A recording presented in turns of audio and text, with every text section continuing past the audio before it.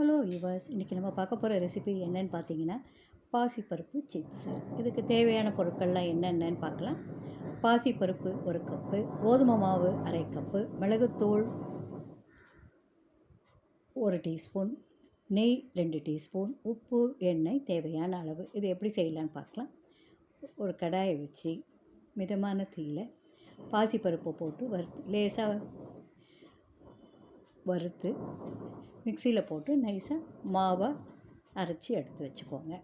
ஒரு பாத்திரத்தில் இந்த பாசிப்பருப்பு மாவு, கோதுமை மாவு, உப்பு, மிளகுத்தூள், நெய் சேர்த்து நல்ல பூரி மாவு பதத்துக்கு கெட்டியாக கொஞ்சம் பிசைஞ்சு வச்சுக்கோங்க.